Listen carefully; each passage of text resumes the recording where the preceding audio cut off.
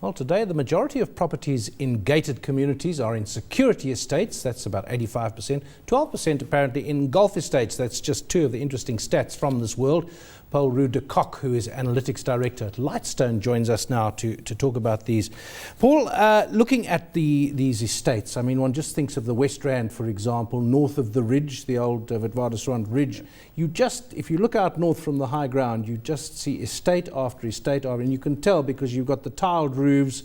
They're sort of symmetrical layouts, tightly packed together. It just seems to go on and on. Yeah, and I think the trend wasn't that obvious in a couple of years ago. It's a fairly recent thing in the South African property market, if you look at the bigger picture. And what you're mentioning about all the houses looking the same, there's also been a very diversified way of developing these estates. You get freehold estates where people can build whatever they want, and then you get these pre-developed estates where it's more a sectional scheme or multiple sectional schemes. There's a friend of mine who's gone to court to protect his right to paint his door a different colour to all the other doors in the estate. So, I mean, there are obviously issues there. But what's driven it? On the one hand, you've got the gated community, gated suburbs. So there's clearly a security impulse where you have a community now with shops, in some cases schools and clinics, which are actually shut off from the outside world. Yeah, I think it's a combination of security is the main driver, but then also the feeling of, especially the freehold estates, the feeling of wide open spaces and country living, and then also being able to be close to work, you know, so not moving totally out of the city to get that rural vibe. What are the prices done? Because you think of the old leafy suburbs, you've got the new township market, and now you've got this huge new expansion into the gated or townhouse clusters, security clusters and so on. How has the pricing balance shifted? So the prices in estates tracked very well with the rest of the residential property market. To give you an indication, our current year-on-year inflation, residential property inflation, sits at about 7%. For estates, it's 7.5%, so it's not that much off. But what is interesting is when we did our top suburbs for the past year that we just released, estates dominated in that.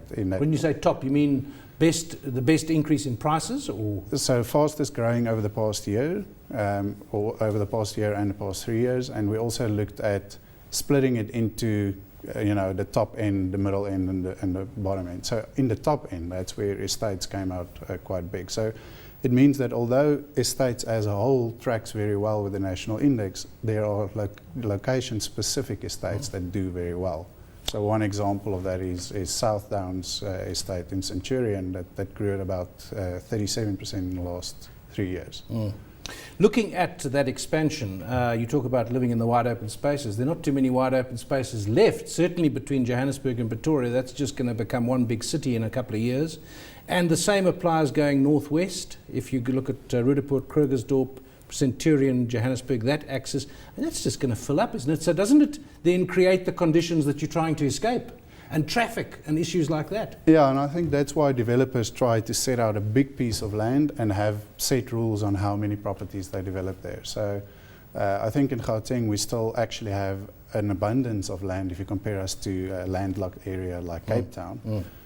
So estate or real estate developers have a much more options in Gauteng. But what about that infrastructure? I mean, the traffic situation is getting worse. So for a while, if you get one of those new estates, there won't be too much traffic. But then, of course, they will create traffic. Water supply, electricity supply, town planning, and that, is all of that keeping up? And will it be able to keep up with what is clearly a growing sector?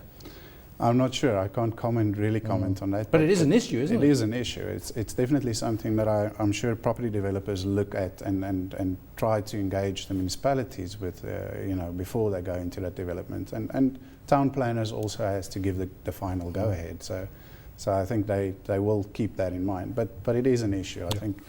Well, we worry in particular, I think, about the water issue. That is Paul Roux de Kock, who is Analytics Director at Lightstone, and I'm sure if you Google their report, then you can find all the details on that.